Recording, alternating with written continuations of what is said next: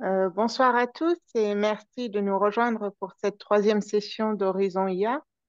Horizon IA est une initiative de la branche Horizon du chapitre PMI France. La branche Horizon rassemble les adhérents de PMI France qui habitent partout dans le monde et dans les Outre-mer, hors France métropolitaine.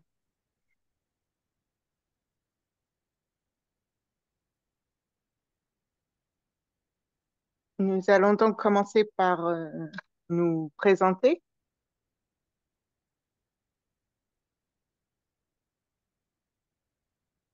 et je laisse la parole à Alex.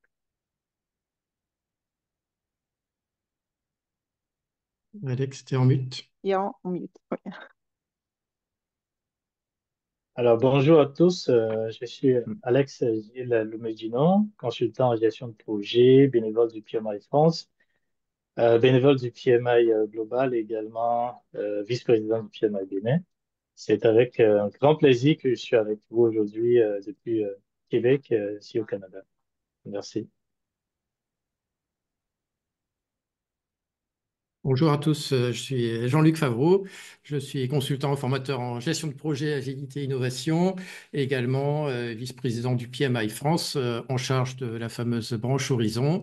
Et je suis également co-auteur du futur standard du PMI pour l'IA et la gestion de projet. Donc là, je viens juste de terminer une réunion avec l'équipe à distance et je suis ravi de vous parler depuis Tahiti en Polynésie française. Alors, bonjour à tous. Moi, c'est Narcisse Moussa. Je suis consultant en management de projet. Je suis bénévole au sein de la branche Horizon du PMI France. Je suis également contributeur sur PMI Infinity. C'est avec grand plaisir que j'interviens sur ce webinaire depuis Montréal, au Canada. Et donc, je suis Laure-Emmanuelle Perret, bénévole de PMI France depuis 2011 et en support sur cette initiative d'Horizon IA pour tout ce qui concerne principalement les points techniques et de communication. Avant de commencer, un petit rétrospectif sur les sessions précédentes. Donc, comme mentionné, nous sommes sur la troisième session de webinaire d'Horizon IA. Vous trouverez les deux premières sessions en replay sur la chaîne YouTube de PMI France pour ceux qui sont intéressés, qui les auraient ratées ou qui souhaiteraient les revoir. La première session se focalisait sur une introduction générale de ce qu'est l'IA et l'offre PMI concernant les outils d'intelligence artificielle et notamment une démonstration assez approfondie d'Infinity. Et la deuxième session, nous avons fait un focus sur le prompting afin d'expliquer comment cela fonctionnait et illustrer avec des cas pratiques sur comment créer un bon prompt. Aujourd'hui, nous allons garder le format avec donc une définition du mois qui cette fois sera autour de la gestion des risques liés à l'utilisation des outils d'intelligence artificielle pour les chefs de projet. Puis deux cas pratiques. Un premier cas lié justement à la gestion de risques en utilisant l'intelligence artificielle. Et puis un deuxième cas se focalisera sur les outils mis à votre disposition par le PMI afin de vous aider dans votre préparation de certification en gestion de projet. Nous finirons avec une vue d'horizon des nouveautés en termes d'intelligence artificielle depuis la dernière fois. Je laisse donc la parole à Alex pour la définition du mois.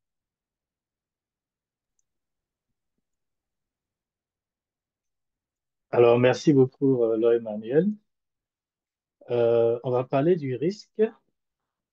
On sait que l'intelligence artificielle, bien qu'elle nous offre des opportunités vraiment remarquables pour optimiser la manière de gérer, elle présente également des risques. Euh, on peut trouver des risques au niveau de la gestion des données, on peut trouver des risques au niveau de l'éthique, etc. Mais on va s'intéresser de façon plus spécifique à quelques risques qui sont présentés dans le document présenté par le PMI. Et il y a Essentials for Project Professionals. Dans ce document, on a une liste très intéressante, une liste très intéressante euh, de risques qui sont présentés, mais dans cette présentation, on va juste parler de quelques risques. Alors, il faut que le gestionnaire de projet puisse maintenir l'équilibre entre l'utilisation de l'intelligence artificielle et l'utilisation de son expertise humaine en tant que chargé de projet pour ne pas trop dépendre euh, de l'IA. Ça, c'est très important. Il y a aussi le fait que, en matière de confidentialité de données, en tant que gestionnaire de projet, on manipule souvent des données très sensibles parce qu'on est chargé de projet, on doit planifier, on doit faire plein de choses. Par exemple, en voulant élaborer, en voulant demander l'aide d'une intelligence artificielle à nous identifier des risques, à nous peut-être proposer un plan, etc. On est obligé de lui donner quelques données, donc de lui communiquer des informations sur le projet, donc lesquelles sont essentielles, sont des informations sensibles par rapport à l'entreprise ou à l'institution. Donc, il est vraiment important de faire la part des choses, de se conformer, par exemple, aux politiques de sécurité définies par l'entreprise. Il y a aussi carrément la possibilité pour l'entreprise de mettre en place des mesures de sécurité, si ce n'était pas encore le cas, afin de savoir comment vraiment gérer ces informations. Euh, L'IA, on l'utilise également pour les prises de décision. L'IA peut nous aider à analyser des données et dans ces analyses, dans ces prises de décision, pour ne pas avoir des décisions discriminatoires, il faut vraiment faire attention et prendre de la hauteur parce que au niveau des informations, des données qui ont permis, des données utilisées pour entraîner l'IA justement, il peut y avoir des biais par rapport, par exemple, à la couleur de la peau, par exemple, euh, au sexe. Donc, donc, ces informations peuvent l'échapper parce qu'il n'a pas assez d'informations, il n'a pas assez de données euh, dans, dans, dans sa base de données pour l'entraîner avec ça. Donc, une fois encore, le chargé de projet est le pilote et c'est à lui vraiment de prendre de la hauteur et d'arbitrer et de prendre de très bonnes décisions. L'IA également peut donner des informations qui ne sont pas totalement justes, des informations erronées. On parle d'hallucination, on dit que l'intelligence artificielle fait de l'hallucination. Et face à ces hallucinations, une fois encore, nous avons besoin de faire preuve de professionnalisme en utilisant notre expertise pour faire l'arbitrage, pour ne pas faire confiance à tout ce que l'IA nous donne comme information. Et pour terminer, je suppose qu'une entreprise, une institution décide de justement d'utiliser les intelligences artificielles. Et donc, en dehors du chargé de projet, du gestionnaire de projet, il y a d'autres personnes, d'autres parties prenantes qui voudraient l'utiliser. Dans ce cas, il faut prévoir la gestion du changement. Euh, il faut que tout le monde soit informé, il faut que tout le monde sache comment l'utiliser, comment faire des prompts, mais surtout, comment, par exemple, prendre de la hauteur et savoir que l'IA, oui, c'est formidable, c'est un outil qui nous aide à aller rapidement.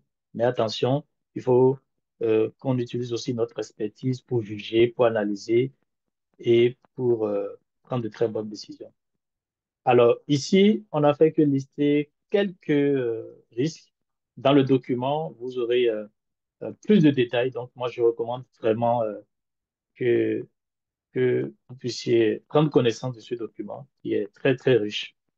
Voilà ce qu'on peut dire en matière de risques liés à l'IA en tant que chargé de projet, en tant que gestionnaire de projet.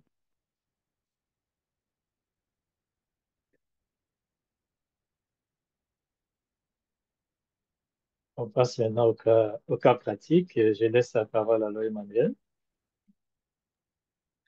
Ouais, c'est plutôt moi. Ah, Merci beaucoup, oui. Alès, pour ces lumières sur euh, les risques liés à l'IA pour les chefs de projet. Maintenant, nous allons aborder comment utiliser plutôt l'IA pour le management de risque.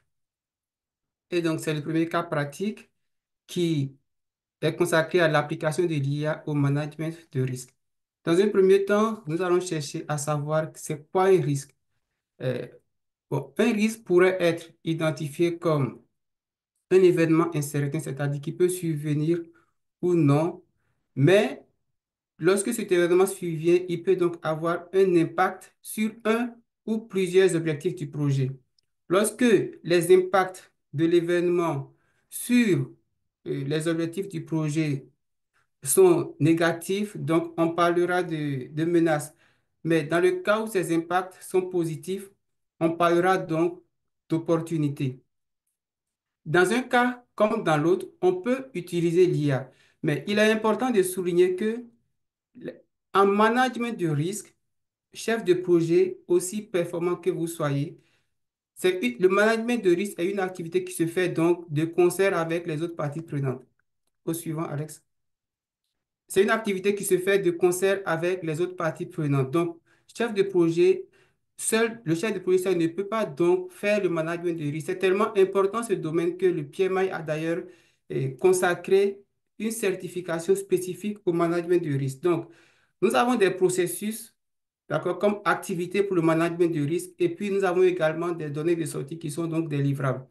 Comme processus, il y a l'élaboration, par exemple, du plan de management de risque, il y a l'identification des risques. On peut procéder à l'analyse aussi bien qualitative que quantitative des risques, à la planification des réponses aux risques, à l'exécution du risque pendant la phase d'exécution et également à la maîtrise des risques.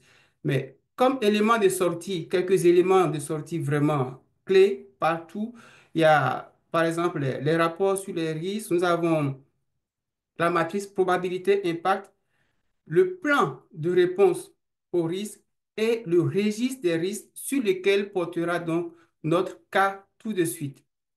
Suivant. Donc, comme cas d'exemple, nous avons pris un projet d'augmentation de la capacité de production d'une industrie qui est spécialisée dans la production de yaourts. Il s'agira donc l'industrie avait pour projet d'augmenter sa capacité de production de 30%, ok, pour passer de, d'un volume donné à 20 000 tonnes par an. L'objectif stratégique de ce projet est d'assurer la conformité avec les normes sanitaires internationales, donc notamment ISO et puis d'autres normes. Et les objectifs opérationnels, il s'agit d'augmenter la capacité de production de l'usine et également de renforcer les compétences du personnel. Le budget estimé est de 8 millions avec une durée de 18 mois. Les parties prenantes clés sont mentionnées. Donc, voilà les informations dont nous allons nous servir pour alimenter l'IA. Nous avons positionné l'IA comme un expert en management de risque dans un premier temps et nous lui avons demandé de se positionner à la place de chaque partie prenante, d'accord, de chaque partie prenante et de nous aider donc à avoir une vision un peu globale des risques lorsqu'il se positionne peut-être comme le chef de projet, comme le commanditaire, comme le fournisseur ou autre.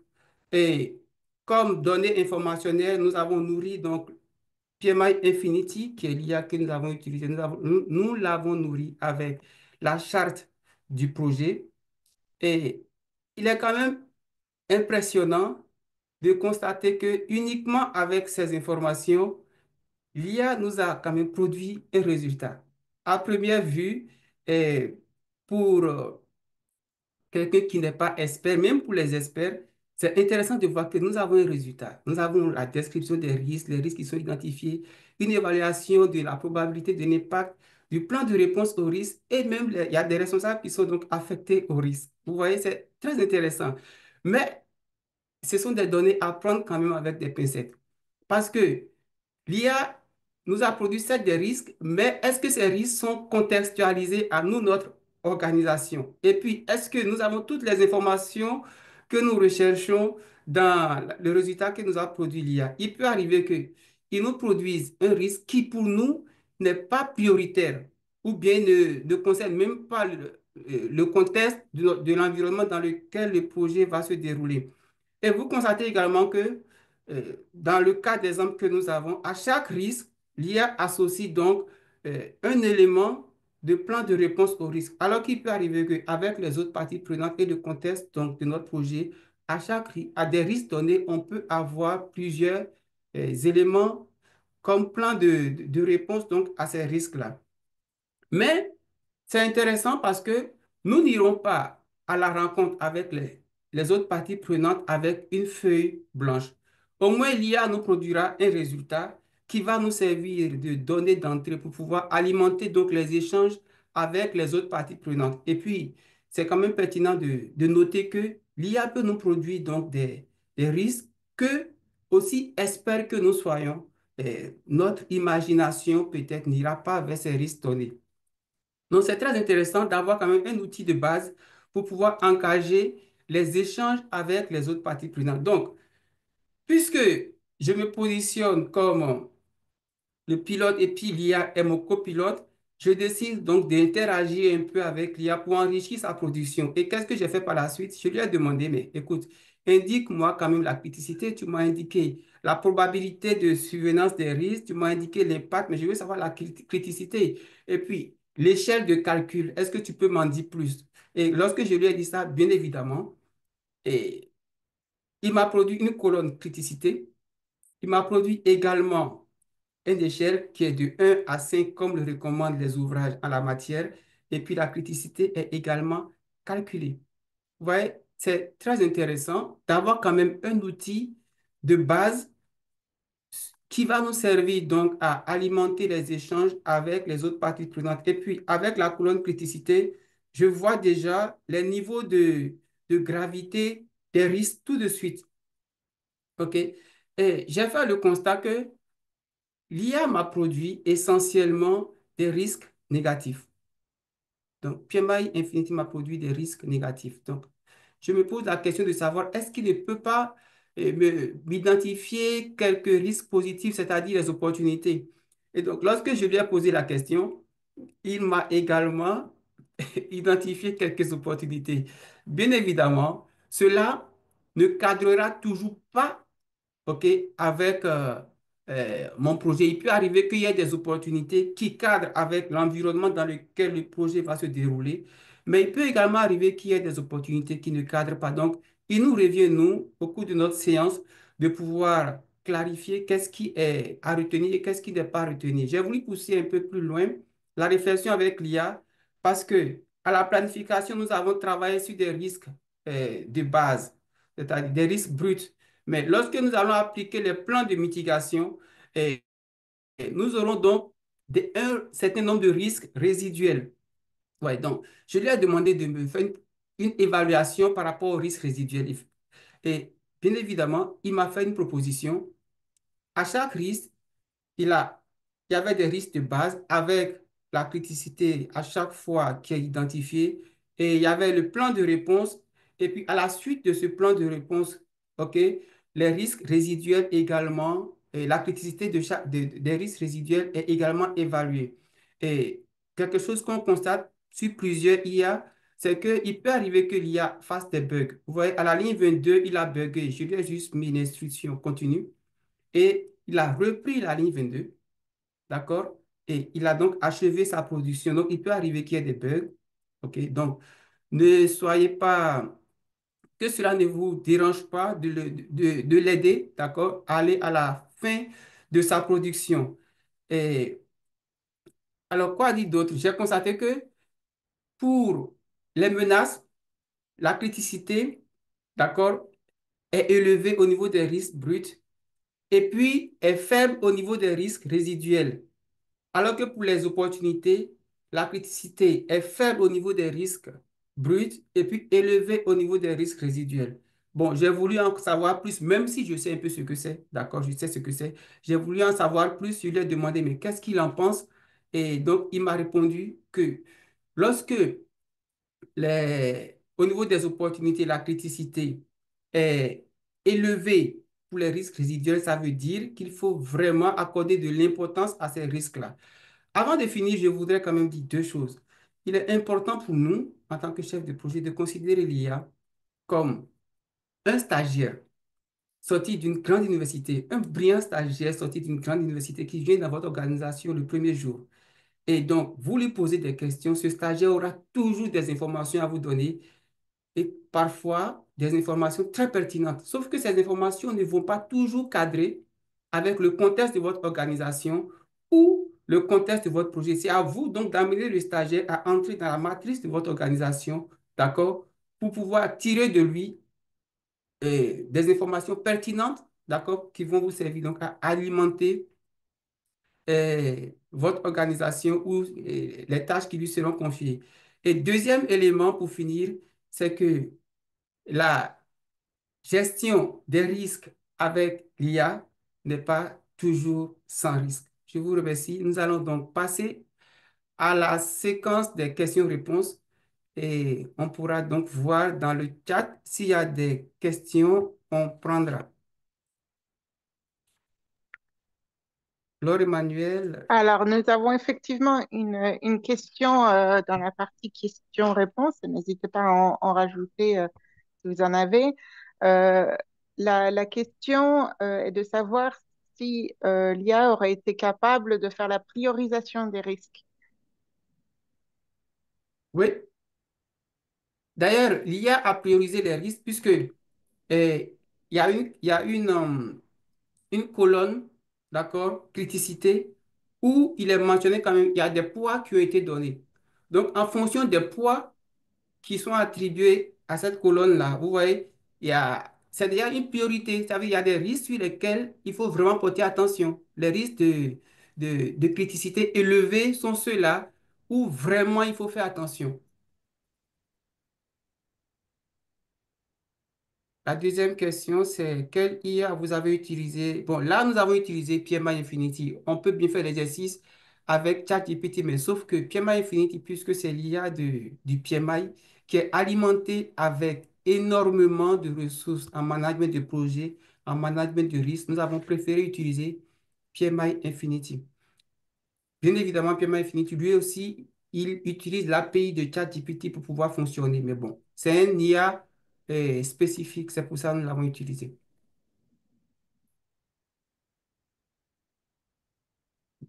Pour le cas pratique 1, n'auriez-vous pas pu aider l'IA en lui fournissant des domaines de risque, risque projet, ressources humaines, juridiques? Oui, oui, oui, on peut le faire. Et au début de, de la séquence, j'avais dit que j'ai demandé à l'IA de se positionner à la place de chaque partie prenante. Vous voyez, si dans mes parties prenantes, il y a des ressources humaines, l'IA se positionnera du côté des ressources humaines pour répondre donc à la question. Si dans mes parties prenantes, il y avait un conseiller juridique, l'IA se serait positionnée, mais dans les parties prenantes clés qui ont été mentionnées, il n'y avait pas de ressources humaines, il n'y avait pas de conseiller juridique. Peut-on entraîner l'IA pour qu'elle... Alès, Jean-Luc, vous pouvez répondre aussi, hein, je vous laisse la parole au cas où vous avez des choses à ajouter.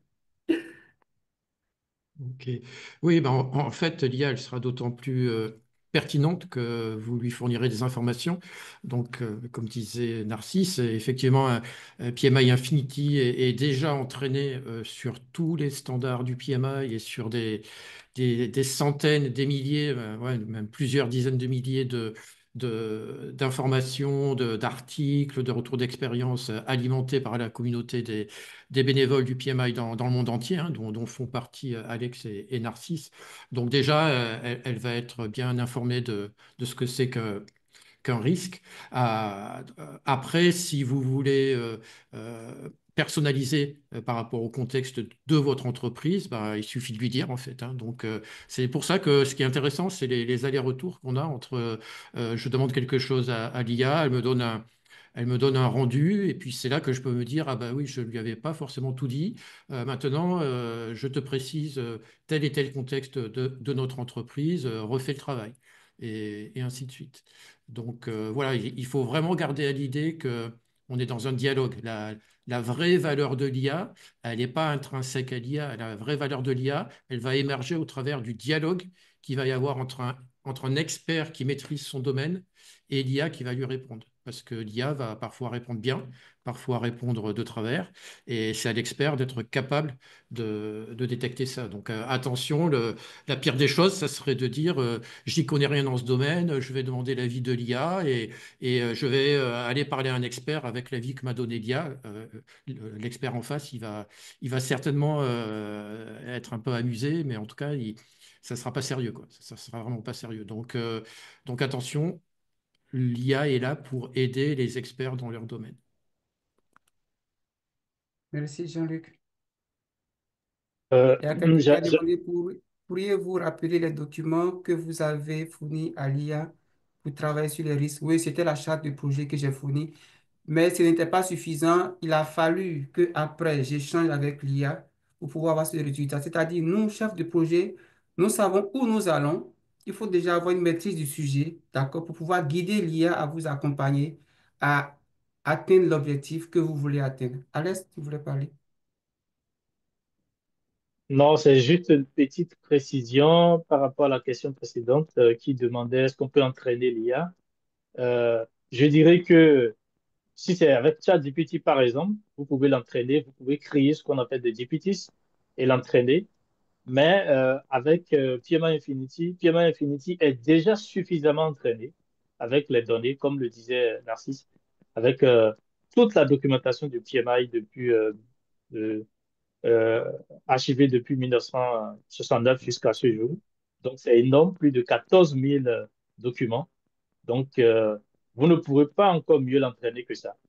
La seule chose que vous pouvez faire avec PMI Infinity, c'est de lui donner plus d'informations, comme Jean-Luc le disait, par rapport à ce que vous voulez. Merci. Il y a beaucoup Ok, d'autres questions par la suite, mais nous sommes ouais, également pris par le Oui, temps. ouais. je pense effectivement qu'il faut passer au deuxième cas et on essaiera d'adresser d'autres questions à la fin si nous avons le temps. Très bien. Merci. Donc, le deuxième cas pratique qu'on souhaitait vous présenter, c'était comment l'offre, il y a du PMI, hein, qui s'appelle donc PMI by AI. Hein. PMI X, c'est la multiplication du PMI par le potentiel de l'IA. Donc, comment cette offre du PMI peut-elle vous aider à préparer un examen de certification? Donc, on parle de PMP forcément, mais potentiellement d'autres certifications. Donc, par rapport à ça, le PMI a deux propositions donc, qu'on va détailler par la suite. La première, c'est typiquement un GPT, ce qui était cité à l'instant, un GPT dans le GPT Store d'OpenAI, qui est un simulateur d'examen PMP. Et deuxièmement, Infinity, on va dire qui n'a pas été spécifiquement créé pour aider à réviser les examens, mais qui se prête très bien comme soutien en période de révision. Hein. On entend bien la période qui va s'écouler entre le moment où vous avez terminé votre formation, les 35 heures de formation nécessaires si on parle de PMP avant de pouvoir passer l'examen. Donc entre la fin de la formation et le passage de l'examen, il y a cette fameuse période de révision et c'est ce dont on est en train de parler.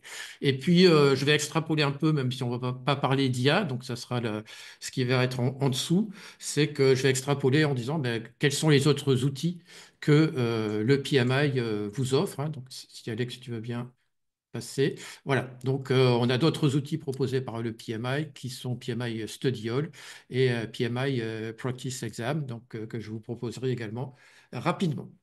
Donc, premièrement, alors il faut voir l'écosystème d'OpenAI, hein, qui est le créateur de ChatGPT, un peu comme l'Apple Store, enfin l'App Store pardon, d'Apple ou d'Android, hein, où où on a, de la même façon qu'on a des applications sur nos smartphones, on a des GPT, donc un magasin de GPTs disponible avec OpenAI, donc avec ChatGPT. Au tout début, c'était uniquement accessible aux utilisateurs payants. Maintenant, c'est gratuit. La seule condition que vous avez, c'est de vous créer un compte sur OpenAI. Donc là, si vous allez sur la page d'accueil de OpenAI telle que je l'ai fait ici, si vous commencez à taper une question dans le prompt, eh bien, il va s'afficher la fenêtre qui va apparaître maintenant. Voilà, donc on va vous dire, est-ce que vous voulez continuer le dialogue en restant déconnecté? Est-ce que vous voulez vous connecter si vous avez déjà un compte ou voulez-vous vous inscrire? Et là, ben, si ce n'est pas le cas, vous pouvez vous créer un compte, encore une fois, tout à fait gratuitement. Une fois que vous avez fait ça, vous allez arriver à la page d'accueil de ChatGPT, hein, on voit très bien le prompt en bas à droite. Et si vous regardez bien en haut, on a quelque chose qui s'appelle Explorer les GPT. C'est le fameux magasin de GPT. Donc, on va aller voir à quoi ça ressemble. Maintenant, si je clique là-dessus, j'ai une première proposition de GPTs et j'ai une barre de recherche. Donc là, j'ai tapé, vous voyez, j'ai tapé tout simplement PMP Infinity et il me propose le GPT que le PMI a créé, hein, dès le premier jour de l'ouverture du store. Donc voilà, maintenant on va cliquer sur PMI Infinity, PMP Simulator. Et voilà. Et en fait, comment ça se passe? Alors, c'est de l'intelligence artificielle, mais qui est quand même très, très guidée. C'est-à-dire qu'il a, je crois que c'est 175 questions. Et son boulot, c'est de vous présenter ces questions les unes après les autres. Donc, la première question que l'IA va vous demander, c'est, bon, déjà, il expose comment ça marche. Et l'IA vous propose une première question et attend votre réponse. Donc là, j'ai fait exprès de donner une réponse fausse pour voir comment ça allait réagir. Donc ça va être la fenêtre qui va s'afficher. Et vous voyez l'intérêt. Donc il vous explique bien pourquoi c'est faux. Si vous avez un souci par rapport au fait que c'est en anglais, ben on peut aller encore plus loin avec la fenêtre d'après. On peut très bien changer le dialogue en disant ben, OK, ben, est-ce que tu peux m'expliquer ça en français? Et là, il bascule en français. Il va vous expliquer plus en détail pourquoi c'est la réponse C, pourquoi les autres ne sont pas bonnes. Et derrière, en fait, c'est une IA. Donc, vous pouvez très bien rester sur cette question et lui poser des tas de questions autour de ce sujet-là. Et il sera capable de vous répondre. Et au bout d'un moment, il vous dira, est-ce que tu veux passer à une question suivante? Et ainsi de suite. Donc, c'est plus qu'un simple simulateur où vous posez des questions, il vous pose des questions, vous répondez et il vous dit vrai ou faux. Il vous explique et vous pouvez entamer un dialogue pour avoir plus d'explications ou pour pouvoir aller plus loin sur tel ou tel sujet. Voilà, donc c'est le premier outil. On peut passer maintenant donc à PMI Infinity, donc que Narcisse a utilisé. Alors, je vous invite encore une fois, hein, on est aujourd'hui à notre troisième session du webinaire. Lors de la toute première session qui est accessible, et vous avez les liens dans le chat, on avait présenté l'offre du PMI en matière d'IA et on avait présenté PMI Infinity et on avait présenté la toute dernière version qui venait d'être annoncée à Los Angeles au PMI Global Summit. Et j'en profite pour répondre à une question que j'ai vue passer. Et effectivement, bah, la version 2.0 qui est aujourd'hui active de PMI Infinity s'appuie sur ChatGPT 4o. Voilà, donc je l'ai mis là juste à l'écran. Si vous allez sur le site du PMI, vous allez dans l'onglet ressources et vous voyez en dessous PMI Infinity AI Tool. Donc cet outil est gratuit si vous êtes adhérent du PMI. Si vous n'êtes pas adhérent, le PMI propose une période d'essai de 30 jours gratuite. Voilà, mais au bout des 30 jours, si vous voulez vraiment utiliser PMI Infinity, il faudra vraiment devenir adhérent. Voilà, donc on va cliquer sur PMI Infinity qui fait des tas de choses comme Narcisse vous l'a montré. Et puis là, moi, je vais me mettre dans le cas où je suis en train de faire mes révisions et puis je tombe à un moment donné sur la notion de risque secondaire. Et puis je me dis, risque secondaire, qu'est-ce que ça veut dire? Est-ce que ça veut dire que c'est un risque qui n'est pas important, qu'il y a des risques qui sont importants, puis des risques qui sont secondaires? Alors, je ne suis pas très sûr de moi, et je vais lui demander à Infinity, explique-moi ce que c'est qu'un risque secondaire. Et là, vous allez avoir une réponse très détaillée, hein. Donc, pour la petite histoire, le risque secondaire, hein, c'est quand on met en place une réponse dans le plan de gestion des risques, on met une réponse en face d'un risque. Cette réponse, c'est une action qui elle-même peut générer de nouveaux risques. C'est ce qu'on appelle les fameux risques secondaires. Donc voilà, vous avez déjà, si vous êtes adhérent du PMI, gratuitement, vous pouvez aller d'une part sur le store de ChatGPT, d'OpenAI, utiliser gratuitement le simulateur d'examen du PMI qu'on vient de voir, et vous pouvez utiliser gratuitement Infinity. Encore une fois, Infinity est entraîné avec tous les standards du PMI. Donc là j'ai parlé de PMP, mais vous pouvez poser des questions sur l'agilité, sur les risques, sur la business analysis. Il saura vous répondre. Voilà, donc c'était l'aperçu des réponses du PMI en matière d'IA. Et pour aller plus loin, là, je déborde un peu, mais je sais que je devance des questions qui arriveraient de toute façon. Quels sont les autres outils que le PMI vous offre pour faire vos révisions? Alors, vous l'avez peut-être aperçu rapidement tout à l'heure. Le PMI a fait sa petite pub quand il a donné sa réponse. Il a dit, mais vous pouvez aussi aller regarder PMI Study Hall. Donc, PMI Study Hall, je vais être franc, j'ai vu une démonstration sur un stand au PMI Global Summit. Je n'ai que des retours très, très, très positifs de tous les stagiaires que j'ai formés. Je n'ai pas pu y accéder moi-même parce qu'en fait, quand on est déjà certifié PMP, on ne peut pas utiliser PMI Studio. Donc, c'était un blocage en tout cas qui avait quelques temps en arrière de la part du PMI. Peut-être que ça a été levé. Donc, voilà ce que je peux vous en dire. Ça a été jugé comme étant extraordinaire par tous les stagiaires qui l'ont utilisé.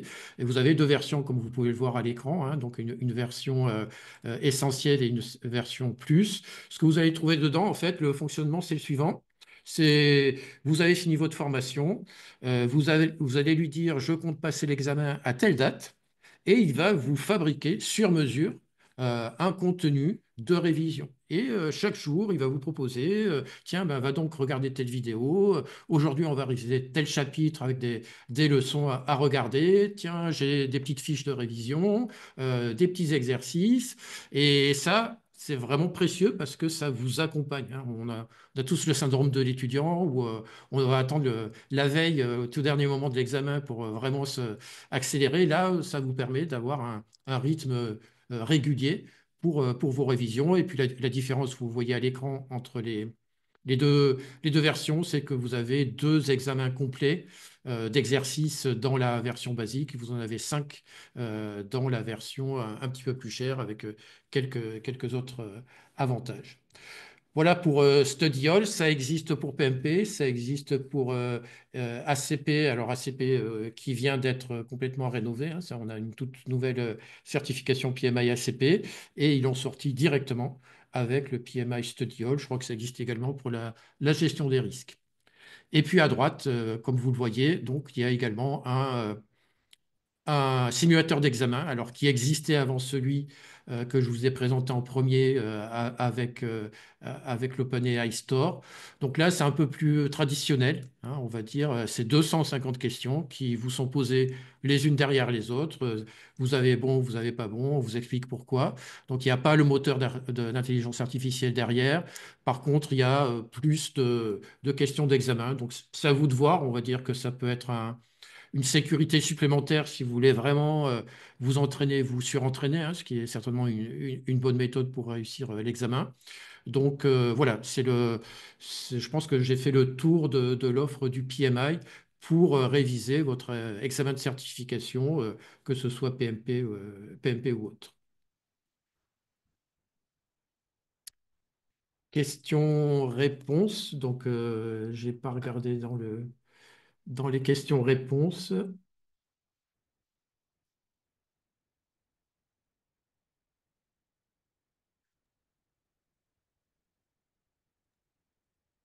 Donc, nous avons des questions autour de la langue. On en a plusieurs. Est-ce que Infinity peut être interrogé en français et est-ce que Study Hall existe en français? Alors oui, hein, il fait la traduction en dynamique, hein. Bon, il est nativement English speaker, mais oui, oui, Infinity, on peut lui poser des questions en français. Alors, je vois qu'il y a aussi une autre question sur les trois formations sur l'IA qu'on avait présentées lors Mm. du tout premier webinaire, hein. Donc, effectivement, elles sont en anglais, mais de mémoire, je pense qu'on peut activer les sous-titres en français, hein, il me semble, hein. Donc, voilà. Après, quant à les décliner en français, pourquoi pas, ça serait une bonne idée. En même temps, on a toujours le risque d'être en décalage par rapport aux mises à jour de la version anglaise. Euh, et puis, s'il y a de nouveaux modules qui arrivent, hein, c'est vraiment l'objet de la dernière rubrique de nos webinaires mensuels, hein, quoi de neuf. Donc, on est en veille Mm. active. Là, je ne peux pas vous annoncer s'il y aura prochainement un nouveau module. Par contre, ce que je peux vous dire, c'est que s'il y en a un qui sort, nous, on est vraiment très attentifs et on vous en fera part lors d'un webinaire dans la dernière partie sur les nouveautés.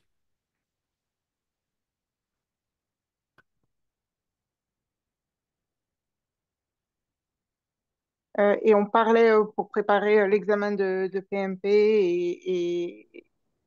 et pour l'agilité, il y a une question concernant la préparation au PGMP. Est-ce que ça tombe également dans le scope Alors, de alors préparation?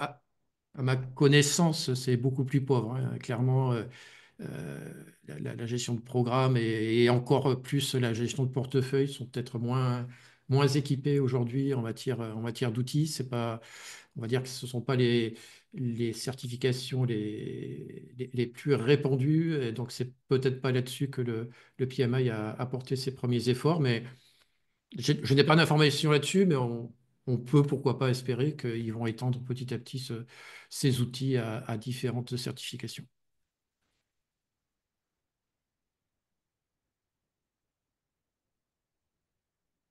Conscient du temps, on peut peut-être passer aux Oui, nouveautés et adresser oui, quelques questions à la fin. très bien, ça marche. Donc, les nouveautés du mois, il faudrait qu'on rajoute un petit jingle, hein, pour redynamiser, hein, c'est ta. Alors, les nouveautés du mois. Je vous avais parlé justement lors du premier webinaire, hein, une des grandes annonces à Los Angeles au mois de septembre, c'était que le PMI venait d'acheter Cognilytica, qui est un acteur de référence depuis des années dans l'intelligence artificielle et en particulier l'intelligence artificielle appliquée à la gestion de projet. Et Cognilytica, depuis des années, promeut une certification qui s'appelle CPMAI. Donc, on ne savait pas trop ce que le PMI allait faire de ça. Est-ce qu'ils allaient la remodeler avant de la prendre, de l'endosser, on va dire. La réponse, on l'a eue par Pierre Léman lui-même, puisqu'il a posté, c'était il y a 2 semaines, de la publicité, entre guillemets, pour inciter à aller regarder de près cette certification. Donc, c'est une certification qui fait, elle est en ligne, hein, c'est 20-25 heures, je crois. Mais ce qui est intéressant, c'est que vous pouvez suivre gratuitement une introduction qui est quand même conséquente, qui dure 3 heures. Donc, je suis allé la regarder moi-même. C'est vraiment très intéressant. Je vous invite à en faire de même. Peut-être qu'on pourra en rediscuter lors d'un webinaire à venir si vous avez des questions là-dessus. La bonne nouvelle, hein, c'est que ce sont des certifications CPMI qui sont très exclusives, hein, c'est vraiment la référence dans le domaine depuis des années. Elles coûtaient extrêmement cher tant qu'elles étaient du côté de Cognilytica, hein. L'ordre de grandeur, c'était entre 2500 et 3500 dollars quand même. Et le fait que le PMI ait racheté tout ça et que ce soit intégré dans le catalogue de formation du PMI, eh bien, les tarifs ont été harmonisés avec ceux du PMI, donc ça ne coûte plus que, alors entre guillemets, parce que ça reste une somme, mais c'est tombé à 995 dollars pour la certification standard de CP Il y a deux variantes un peu plus élaborées qui coûtent légèrement plus cher, mais voilà. Donc je voulais attirer votre attention sur les nouveautés du mois, la certification CPMAI qui vous explique, alors non pas comment tel outil va vous aider à faire de la gestion de projet, mais plutôt comment, en tant que gestionnaire de projet, on peut mener un projet de type IA dans son entreprise. Quelles sont les étapes pour déployer une initiative autour de l'intelligence artificielle dans son entreprise.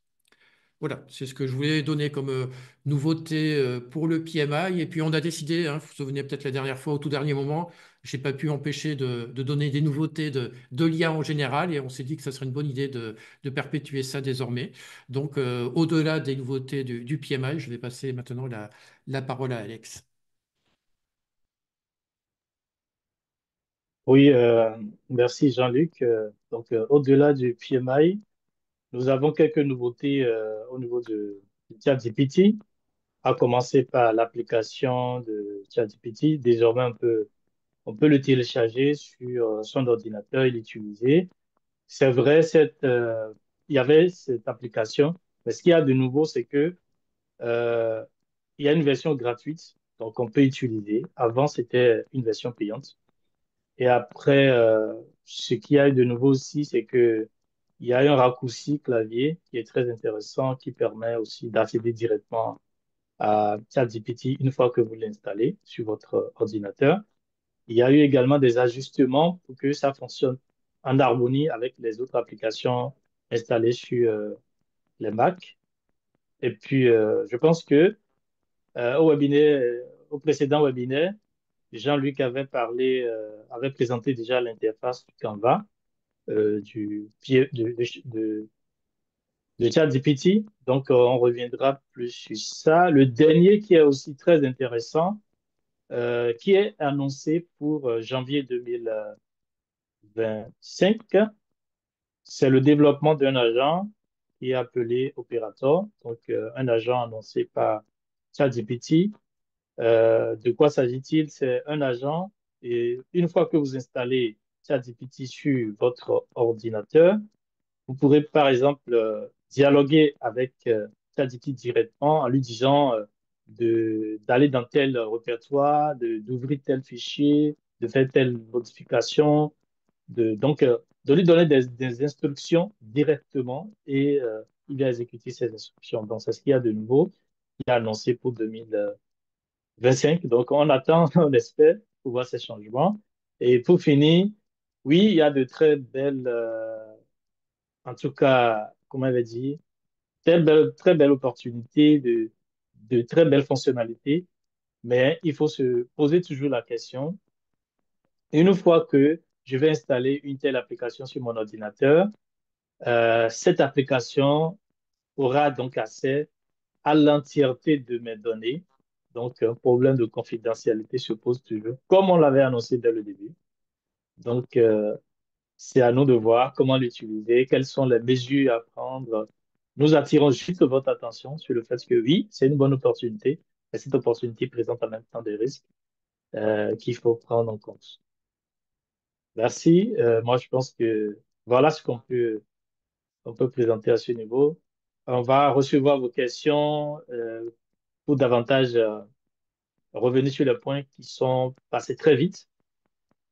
Merci.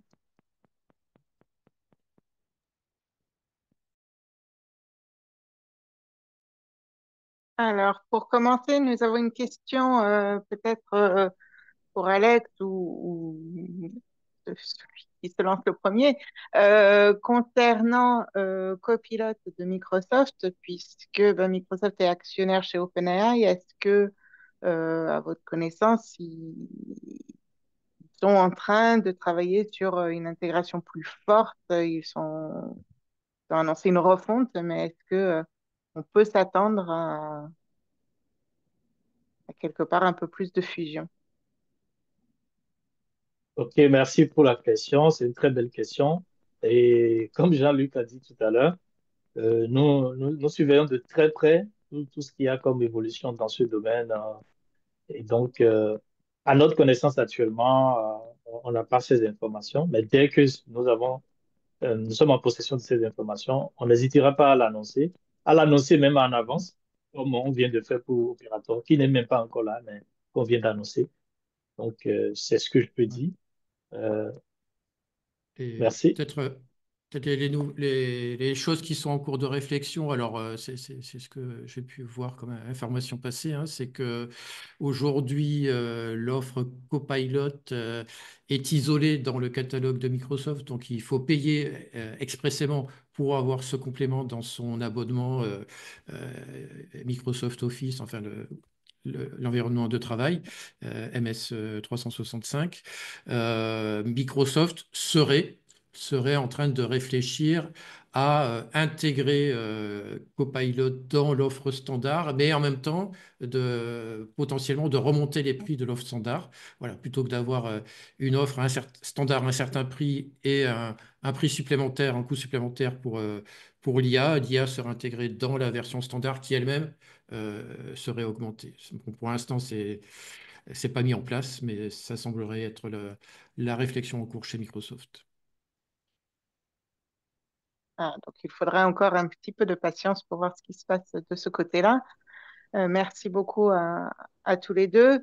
Il y a une autre, nous avons beaucoup de curieux ce soir, question qui se tourne vers justement le standard PMI pour l'IA et se pose la question de quand ce sera prêt. Alors, Est-ce que nous avons une date ou est-ce que c'est encore trop tôt pour le dire? c'est une excellente question à laquelle je ne suis pas habilité à répondre. Désolé. Alors, j'ai signé des tonnes de papiers pour la confidentialité, etc., à l'américaine, hein. Donc, par contre, ce que je pourrais faire, là, je m'y engage, hein, dès qu'une information sera officielle, je la relayerai, je l'amplifierai, que ce soit ici ou sur mon compte LinkedIn. Donc là, vous pouvez compter sur moi pour être parmi les tout premiers informés quand ce sera officiel. Mais malheureusement, même si c'est tentant, je ne pourrais pas vous donner d'informations exclusives de l'intérieur, puisque je me suis engagé à conserver la confidentialité. Et voilà, donc il faudra continuer à venir au webinaire pour être les premiers informés C'est ça. sur les nouvelles sorties. C'est ça. Eh bien, si vous avez des questions, n'hésitez pas à les poster, que ce soit dans le chat ou via le module de questions-réponses. Nous avons encore quelques minutes. Alors, on en a une là, je ne sais pas si Alex ou Narcisse, vous voulez la prendre là, sur le contexte du projet. Est-ce qu'il faut le rappeler à chaque fois? Euh, Tu peux m'aider? Je ne l'ai pas Alors, sous les je vais la dire, hein, et puis si je pourrais y répondre en complément de votre réponse si vous le souhaitez. yeux. Est-ce qu'il faut rappeler tout le contexte du projet depuis le début, à chaque fois qu'on démarre une conversation avec l'assistant IA, ou bien il y a un moyen pour avoir un ChatGPT qui accompagne le chef de projet du début à la fin du projet et qui se rappelle des anciennes conversations? Bon, je vais répondre à cette question. Ok. Tout dépend de quel IA vous parlez. Je sais pas. Est-ce que c'est de ChatGPT? Est-ce que c'est de PMI Infinity? Je vais répondre dans les deux cas. Je suppose que vous utilisez ChatGPT. Vous avez deux options. Là, la première option, c'est de continuer dans la même conversation parce que vous allez retrouver la conversation dans votre historique. Donc, vous venez et vous continuez la conversation. Ça, c'est la première possibilité qui n'est pas mal. La deuxième possibilité, c'est carrément développer un GPT spécifique par rapport à ce projet. Et dès le début, vous donnez à ce GPT toutes les informations concernant ce projet. Donc, quand vous posez une question, il sait exactement de quoi vous parlez et il continue, il vous répond. Donc, ça, c'est les deux possibilités. Maintenant, quand vous utilisez PMI Infinity, là aussi, vous pouvez continuer à lui poser des questions euh, dans la conversation parce que vous allez retrouver la conversation dans votre historique. Donc, il suffit de regarder votre historique euh, pour que pour que tout se passe très, très bien pour vous de façon très facile. Je propose que dès le début, par exemple, je suis sur un projet, je ne sais pas, création d'une plateforme, je ne sais. Donc, je commence en disant que je veux que tu m'aides en tant que temps, euh, sur telle plateforme. Quand je commence comme ça, qu'est-ce qui va se passer? Il va donner un nom à cette conversation. Et vous allez constater que le nom qu'il va donner à cette conversation sera par exemple plateforme, sera par exemple e-learning. Donc, quand vous vous perdez, vous retrouvez facilement la conversation. Ou mieux encore, vous pouvez changer, renommer cette conversation-là et lui donner un nom fixe. Et vous cherchez dans la conversation, vous retrouvez et vous continuez. Donc, voilà. Narcisse, tu as quelque chose à ajouter? Excusez-moi, je fais juste Oui, une parenthèse. Une parenthèse. Si vous avez des souhaits pour les thèmes qu'on va aborder lors du prochain webinaire, dépêchez-vous de mettre vos idées dans le chat ou les questions-réponses, peu importe, on les trouvera. Donc là, je vois déjà des questions qui pourraient potentiellement faire Mm, l'objet de cas pratiques plus tard. Donc vraiment, mm. on a encore 5 minutes devant nous. Allez-y, on est là justement pour personnaliser le contenu en fonction de vos attentes. Je ferme la parenthèse, excuse-moi Narcisse, et je te je rends t'en la prie. parole. Merci beaucoup, Jean-Luc. Je voudrais juste compléter à ce que Alès a dit. Merci, Alès. Je voudrais compléter qu'au niveau du PMI Infinity, la confidentialité de vos données est garantie. Par contre, au niveau de ChatGPT, lorsque vous utilisez la version payante, euh, comme on le dit souvent, lorsque c'est gratuit, en fait, c'est vous le produit. Donc, quand vous utilisez la version gratuite, euh, la confidentialité n'est pas garantie. Mais par contre, avec la version payante, vous avez une option de confidentialité de données que vous pouvez activer. Donc, si vous renseignez l'IA avec les informations de votre projet, rassurez-vous que la confidentialité de vos données est garantie. C'est ça, vous pouvez cocher une case, ne pas Ah, entraîner l'IA avec mes données. Mhm, ouais.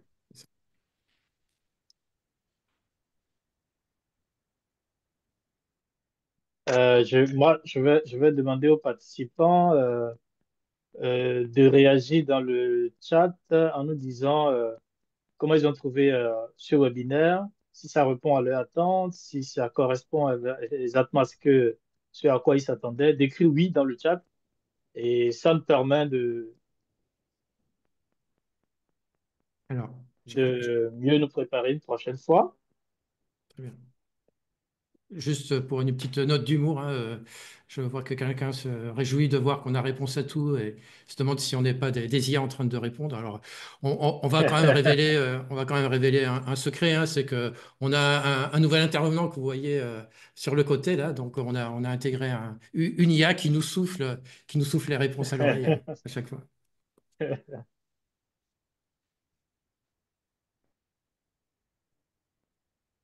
Ok. hop, super, je vois qu'on a quelques belles idées pour les prochains webinaires. Oui, très intéressant. Bon, alors après, on ne pourra pas forcément toutes les aborder, mais en tout cas, c'est une matière première très précieuse pour nous. Et puis, si c'est pas cette fois, peut-être que ça sera plus tard. Donc n'hésitez pas, hein, on va garder l'historique de toute façon de toutes les questions. Donc, je vois sur l'historique, hein, on est à la troisième session de ce webinaire. Donc, vraiment, on vous engage, hein, c'est sur la chaîne YouTube du PMI France. Vous avez les replays.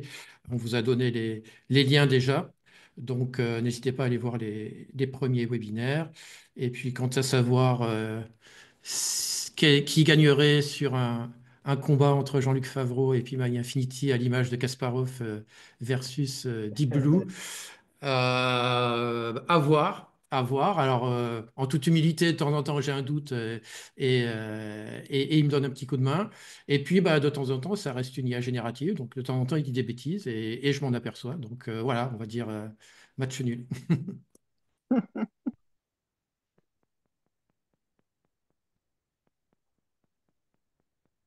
Ok, merci en tout cas pour tous vos feedbacks positifs. Ok, donc là on voit pas mal de questions encore. Je pense qu'on va être trop juste pour y répondre. On va essayer de respecter le timing pour ceux qui ont des engagements après et puis pour respecter le timing du replay également. Donc on va peut-être mettre fin à ce webinaire. Je vous remercie tous de votre attention, de votre participation, de vos questions. Oui, il fait beau à Tahiti, je viens de voir la question, il fait surtout très chaud. Et bah, je vous laisse les autres, Narcisse, Alex, Laure Emmanuel, conclure également. Et merci à tous en tout cas.